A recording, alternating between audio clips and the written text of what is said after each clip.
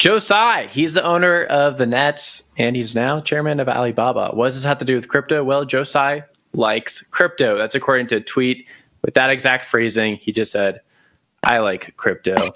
And now we know that as someone in Alibaba, a huge Chinese conglomerate with a lot of firepower and capital behind it, is a fan of crypto. There's a few other details about Joe Tsai and what he likes in terms of crypto. We know that he was involved in Polygon's round back in March of 2022. A few other investments. Katie and Spencer Dinwiddie used to be on his team, and they were both involved with crypto. That's all we know so far. But I think a lot of people are looking at this news and thinking, hey, maybe we got someone who will buy our bags once again. Wendy? I just want to say, I like his name a lot, Joe Tsai. It sounds like super cool, like maybe a superhero or whatnot, but it's probably because he also likes crypto, and I am very much in support of people that support crypto because that's important. I think this is a good story. It's a positive story, and it's very interesting to see people in other parts of the world supporting crypto while we have public servants and other people in the United States of America who don't. And as always, follow the money. Jen? I think, first of all, Crypto Man, the superhero, you've just created that image in my head, and that sounds amazing. So yeah, I hope someone gets on that soon. I think it's one thing to have a crypto-friendly chairman who has done crypto-friendly things outside of China, and it's another thing for this chairman to be the chairman of a Chinese company, and we all know that for business to succeed in China, you have to play by the government's rules, or it's just not going to work out. It didn't work out for Uber. It didn't work out for Coca-Cola for a long time, albeit they've re-entered the market with government support. And so I think it's great that he likes crypto, but I think the bigger story here is that he's still operating in China, and China is not friendly to crypto. They're not friendly to mining. I think this is interesting, though, that Alibaba has made a few plays in the NFT space.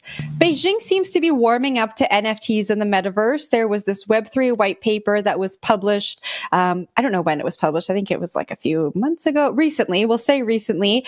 It wasn't written by government officials, but it was written by tech companies who are backed by government. And there's a lot of mention there about how Web3 can be used from like a brand perspective to help create these immersive experiences for consumers, and how NFTs can be used for that. And so I believe that Alibaba could move in that direction, but it's not going to look the same as, the metaverse and NFTs on this side of the world. And that is my very lukewarm take on this story, Zach.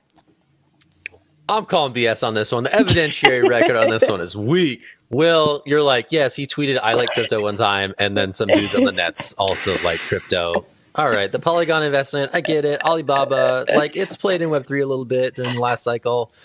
But come on, man. This is like grasping for straws. This is like a high degree of crypto copium right now. It's like, the Tsai's in charge now. China loves crypto. We're going to do this. It's back. The ban is over.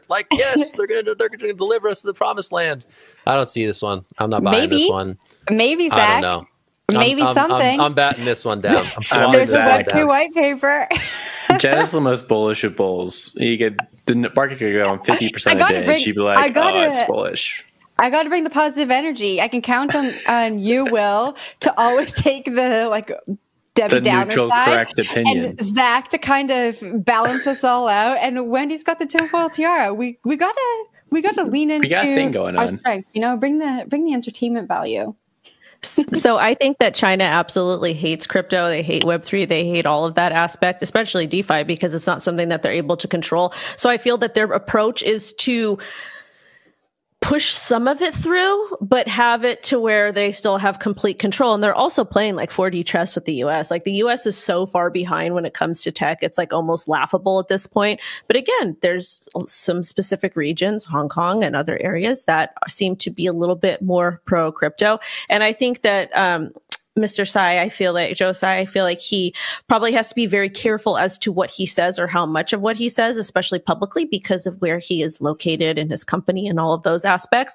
So I think that this is an exciting, bullish thing, but at the same time, you have to be very, very, very careful when you're talking about ivory towers and people that are in charge of these big companies and have these ties to the public servants, because they're just here for profit. I don't think they really care about the underdogs or retail or, anti-censorship technology, et cetera. I think that they're just here for the money.